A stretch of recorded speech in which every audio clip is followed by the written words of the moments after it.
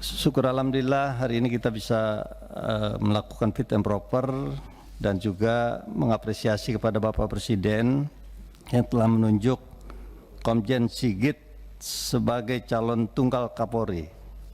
Ini komjen yang termuda yang dipilih, ini luar biasa, dan Polri solid. Alhamdulillah. Pak Sigit ini polisi yang cerdas dan juga bertangan dingin. Dengan beliau ini semua beres. Gitu.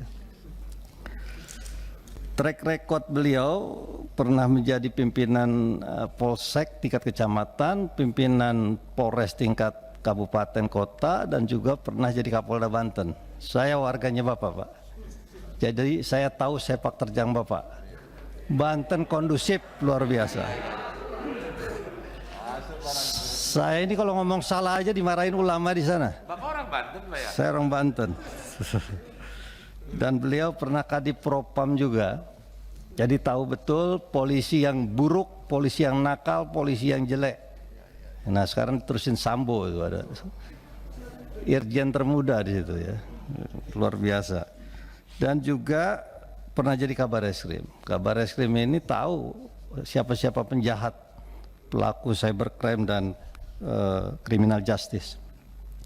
Nah saya kebetulan ini ditugaskan oleh sekjen saya nih, Kapoksi saya tuh hadir tuh di sana, monitor terus itu Habib Babu itu, dan juga ketua praksi Pak Jajuli Jueni, dan ini ada tugas juga dari Pak NG ini Nasir Jamil untuk menanyakan beberapa hal terkait dengan promoter yang berganti presisi. Ini luar biasa Pak, saya kasih nilai 9 Pak.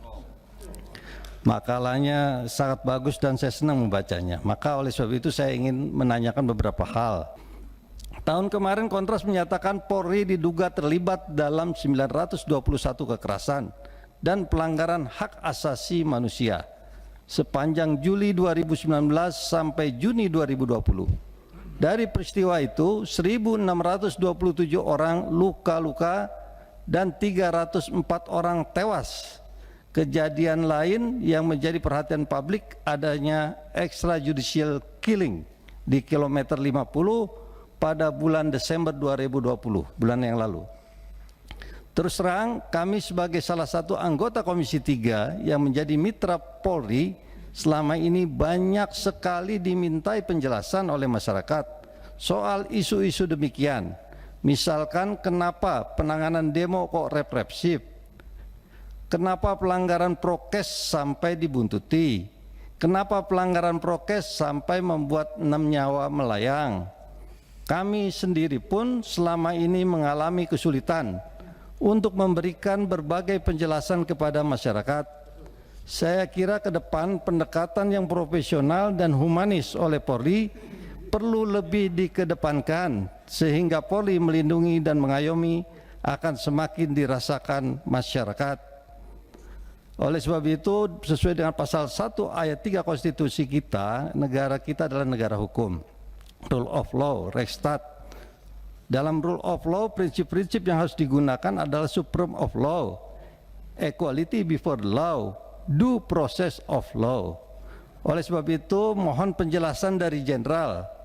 Adakah desain yang akan Jenderal laksanakan untuk membuat pendekatan yang lebih profesional dan humanis? Adakah pola khusus yang akan diterapkan agar tidak lagi terjadi pendekatan yang represif? Tolong dijelaskan kepada kami bagaimana desain ini ke depan. Baik, masalah kejadian extrajudicial killing yang direkomendasikan oleh Komnas HAM, tentunya kami dalam posisi sikap mematuhi dan menindaklanjuti rekomendasi dari Komnas. Tentunya kita akan ikuti, namun harus dibedakan bahwa protokol kesehatan itu harus tetap kita tegakkan.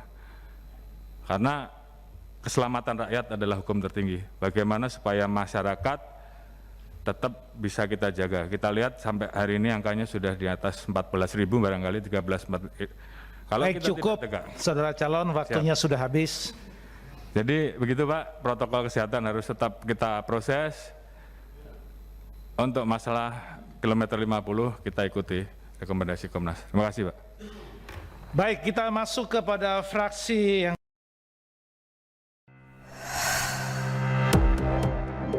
Thank you.